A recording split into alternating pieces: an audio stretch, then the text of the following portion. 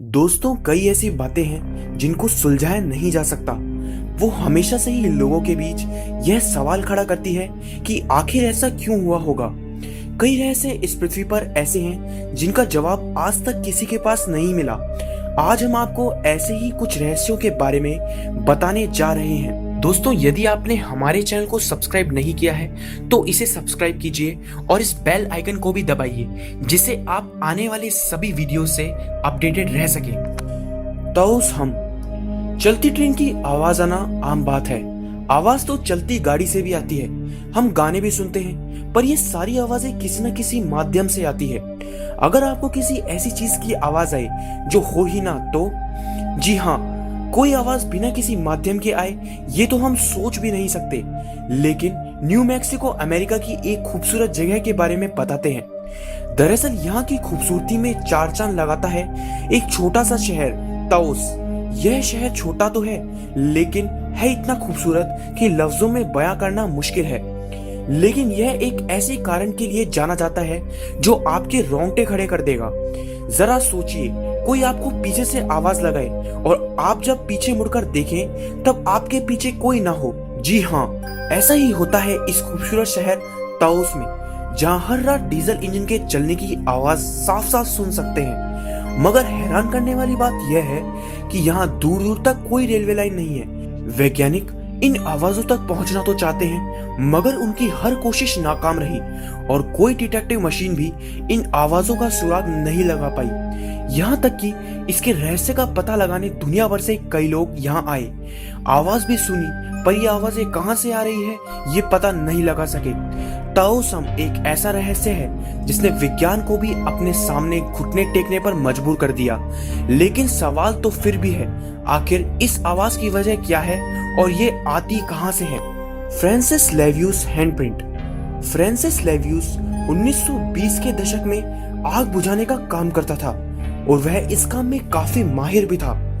18 अप्रैल 1924 को फ्रांसिस के साथियों ने उसके व्यवहार में बदलाव महसूस किया।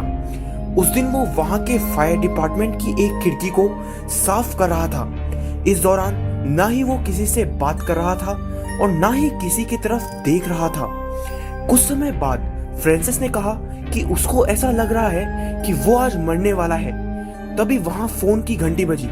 उस फोन के अनुसार एक बिल्डिंग में आग लग गई थी और वह बिल्डिंग फायर डिपार्टमेंट से काफी दूर थी। आग बुझाने के लिए फ्रांसिस और उसके साथी वहां पहुंचे और जो लोग सबसे ऊपर की मंजिल पर फंसे थे उनकी मदद करने लगे।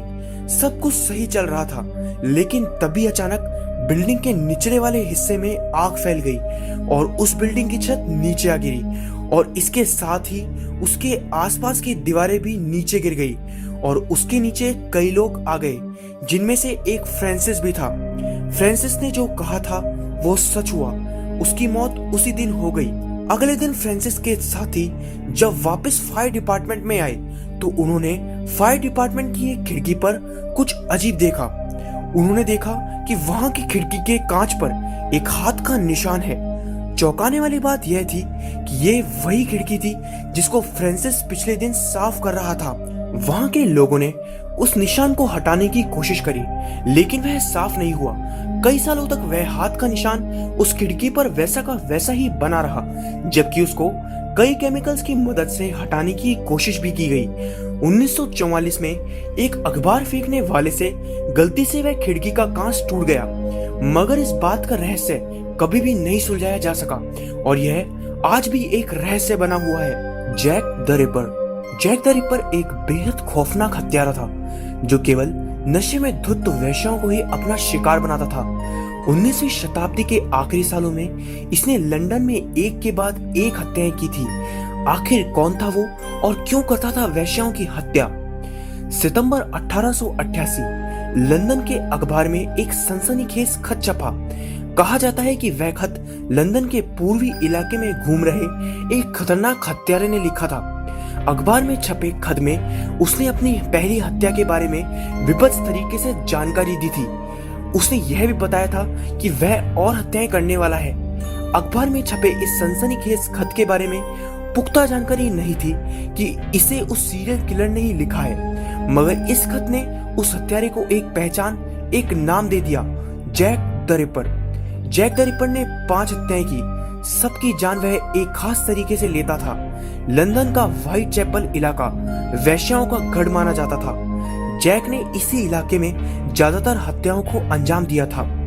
जैक द रिपर को कभी पकड़ा नहीं गया और उसके बारे में कोई जानकारी नहीं मिली, और यह आज भी एक रहस्य बना हुआ है कि आखिर कौन था वो और उसने वो हत्याएं क्यों की थी। तो दोस्तों, हम उम्मीद करते हैं कि आपको आज का वीडियो पसंद आया होगा, और अगर ऐसा है तो हमारे चैनल को सब्सक्राइब करना ना भूलें। मिलते हैं नेक्स्ट वीडियो में, तब तक के लिए धन्यवाद।